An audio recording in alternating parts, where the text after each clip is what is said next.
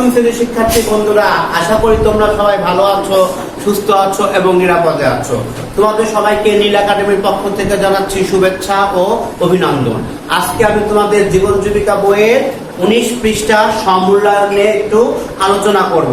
তোমরা দেখো আমাদের বইয়ের 19 পৃষ্ঠার সমূল্যায়নে এখানে আমাদের একটা ছক দেয়া আছে এবং আমাদের এখানে লেখা আছে পারিবারিক বাজেটে নিজেকে সম্পৃক্ত করতে পেরে তোমার কেমন লাগছে, কি কি নতুন বিষয় শিখতে পেরেছো এবং দক্ষতা পরবর্তী সময়ে তোমার কি কি কাজে লাগতে পারবে। তাহলে এখানে আমাদের দেয়া আছে এখানে আমাদের প্রথমে রয়েছে আমার অনুভূতি, নতুন যেসব দক্ষতা শিখেছি আর দক্ষতা যে কাজে লাগবে। তাহলে আমরা যে বাজেট তৈরি শিখলাম, সেই বাজেট তৈরির ফলে আমার অনুভূতিটা কিরকম, সেই বাজেটে আমি কি কি নতুন দক্ষতা শিখেছি আর এই বাজেট আমার কি কাজে লাগবে, এটা আমাদেরকে এখানে লিখতে হবে।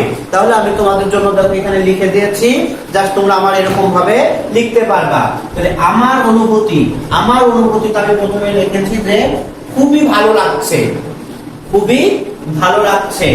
নিজেকে গুরুত্বপূর্ণ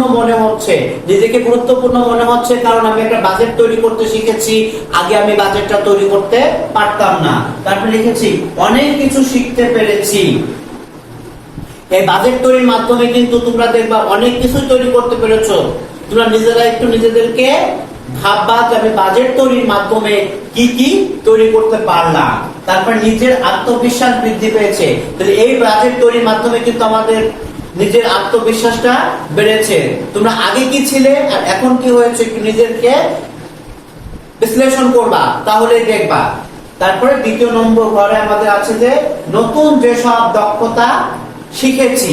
তাহলে এই বাজেট তৈরি করতে যে আমি নতুন কি কি দক্ষতা শিখলাম, আমি এখানে বলেছি দেখো প্রথমে পারিবারিক আয় ব্যয়ের খাত জেনেছি। তোমরা অনেকেই কিন্তু এই বাজেট তৈরির আগে তোমার পরিবারের আয়ের খাত আর ব্যয়ের খাত সম্পর্কে জানতে না। তাহলে এই বাজেট তৈরির মাধ্যমে আমরা আমাদের পরিবারের পারিবারিক আয় ব্যয়ের খাত সম্পর্কে জেনেছি। তবে পারিবারিক বাজেট কিভাবে তৈরি করা যায় তা শিখেছি। পরিবারের ব্যয় কিভাবে কমাতে হয় তা শিখেছি।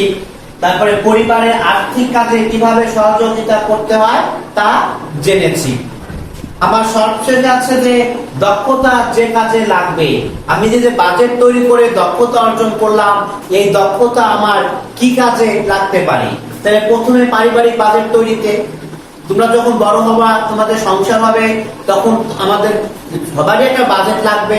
বাজেট ছাড়া কিন্তু কেউ চলতে পারে না। তাহলে সেই ক্ষেত্রে দেখবা তুমি সুন্দরভাবে স্বচ্ছন্দভাবে চলতে পারতেছো এই বাজেট তৈরির মাধ্যমে। তারপর আছে পরিবারের ব্যয় কমাতে। আমরা যদি বাজেট করে চলি তাহলে আমাদের পরিবারের ব্যয়টা কমে যাবে। তোমরা আগে দেখবা যে বাজেট তৈরির আগে থেকে এখন কিন্তু তোমাদের খরচটা কম হচ্ছে।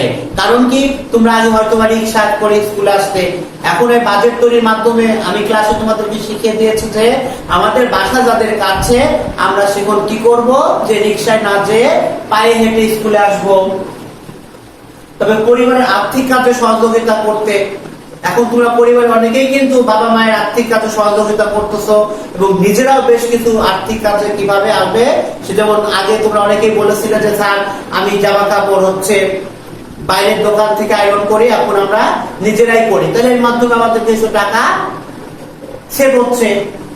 তারপরে পরিবারের আয় কিভাবে বাড়ানো যায় সে বিষয়ে পরিকল্পনা করতে। তাহলে এই হচ্ছে আমার 19 পৃষ্ঠার যে বিষয়গুলো ছিল, আমি এখানে পরিষ্কার তোমাদের ভাবে লিখে দিয়েছি বোর্ডে এবং তোমাদের সঙ্গে আলোচনা করলাম।